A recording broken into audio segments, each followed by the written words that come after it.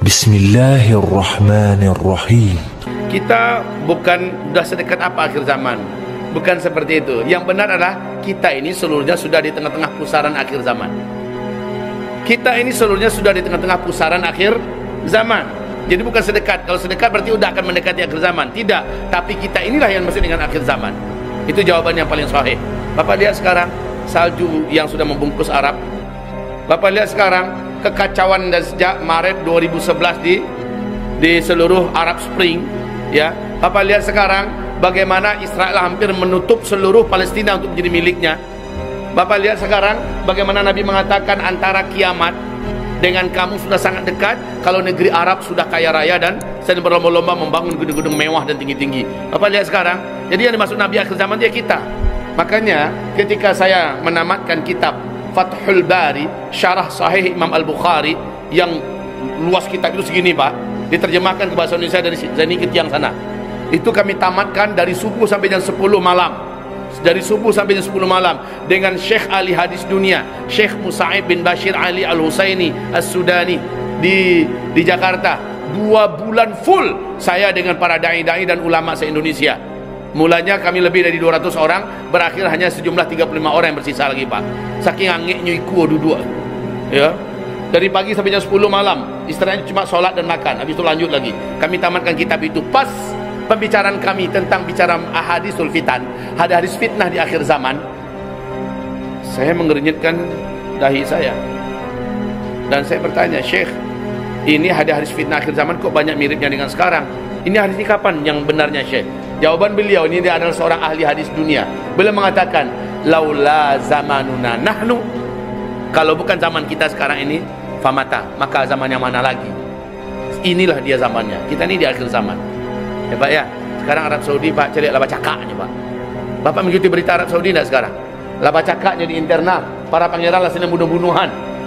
Yaktatilu inda kanzikum salasa, saling berbunuh-bunuhan. 3 orang pangeran yang ingin mendapatkan kekuasaan memimpin Mekah Madinah. Lalu Nabi mengatakan tidak seorang pun nanti akan mendapatkannya, karena keturunan kandung pula yang akan memegangnya. Itulah dakik Pak. Jadi dakik maksudnya apa? Kita ini akan menuju pada kemenangan. Yang tadi ayatnya saya singgung, surat An-Nur ayat 55. Kita ini sudah dekat. Tapi sebelum itu sampai, kita menghadapi dulu huru hara besar di muka bumi. Dan ini pun sedang terjadi saat ini. Bencana-bencana besar, ya, kelaparan yang sebentar lagi akan merata di seluruh dunia, peperangan yang mungkin sulit untuk dihindarkan. Negara-negara di seluruh dunia bersiap menuju perang sekarang ini Pak. Naudzubillah. Makanya Pak Prabowo konsen dan fokus memperkuat alutsista kita, karena beliau sudah mendapatkan gambaran dan bayangan ke depan sulit untuk bisa menghindarkan perang, dan kita harus melindungi diri-diri kita sendiri. Betul tidak Bapak? Jadi sekarang ini apa yang disampaikan apa yang saya sampaikan 2-3 tahun yang lalu terjadinya sekarang. Coba lihat, emas sekarang harganya mahal apa tidak? Dulu saya pernah ceramah di sini, tahun yang lalu 2018, saya pernah ceramah sini, saya anjurkan seluruh kita beli emas, betul tidak? Saya anjurkan beli emas, kalau ada duit beli emas, ada tabungan beli emas. Bu, kalau ibu punya tabungan belilah emas. Tidak apa-apa, 1 kilo 2 kilo dulu tidak apa-apa, simpan sikit. Ya, kenapa nanti emas akan sangat mahal? Kenapa saya berani menyampaikan itu dan sekarang jadi kenyataan? Sebab ada hadisnya Rasulullah yang mengatakan nanti di akhir zaman kamu akan meninggalkan uang-uang kertas kamu, kata Nabi, dan kamu akan kembali mengandalkan emas. Masya Allah.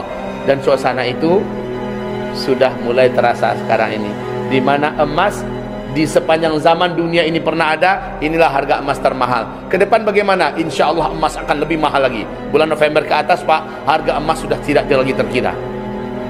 Jadi kalau masih ada pitih gini Bali ameh itu, walaupun ameh mahal gini, kalau masih ada, tidak tahu apa sekilo 2 kilo, tidak lah, 1 gram 2 gram malah gitu kan.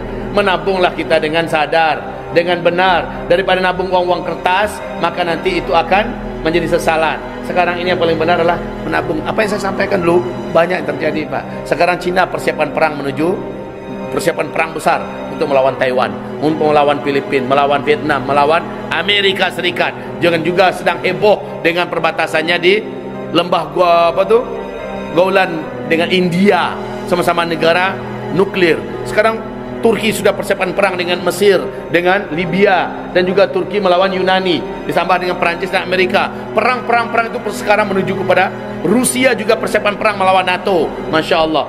persiapan parang saudara gini kok. Dan awak bah Indonesia sekarang akan didaulat untuk menjadi negara yang akan memimpin negara Asia Tenggara melawan Cina. Masya Allah. Yo kaparang bisa Allah. Semoga tidak pernah terjadi. Amin ya Rabbal. Perang itu bukan enak. Ambo kalau bisa lari dan boleh lari, ambo lari ke hutan. Kalau parang orang boleh lari ke hutan. Bawa keluarga ambo lari ke hutan. Yang kecil lama parang tu. Semoga tidak pernah terjadi. Tapi kata Rasulullah, di akhir zaman kalian akan dipenuhi dengan perang. Itu jadi masalah. Awak tidak ingin doh, tapi Nabi lah menyebutkan. Nabi kita sudah menyebutkan, berarti harus diadoi. Lari awak ke mati jo, awak adoi awak mati jo, ancak mati dengan madoi, terhormat awak. Betul tak? Dan mati itu sekali, mati itu dijadwal saja. Seluruh ulama sepakat mengatakan kematian tidak akan ditunda karena engkau sembunyi dari perang. Ya, kematian juga tidak akan dipercepat karena engkau masuk ke dalam perang. Engkau mati pada jadwalmu, tapi matilah terhormat.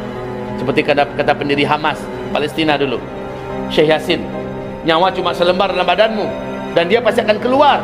Keluarkanlah nyawamu pada waktunya yang telah ditentukan oleh Allah secara terhormat, dan engkau dalam keadaan membela negerimu, membela negaramu, membela agamamu. Itulah dia kematian yang penuh dengan kehormatan. Masya Allah. Kita tidak menginginkan perang. Sakit utak orang yang inginkan perang itu. Wak bawanya ke rumah sakit jiwa kalau sudah ingin perang. Parang wak lah karena apa jawab begitu Pak. Tapi kalau tidak bisa diindahan lah, ayo balik kita kepada kaji awal. Musuh hendak dicari, tiba pantang lari, ang jua dan borong sadolahnya, kan begitu. Ya betul Pak.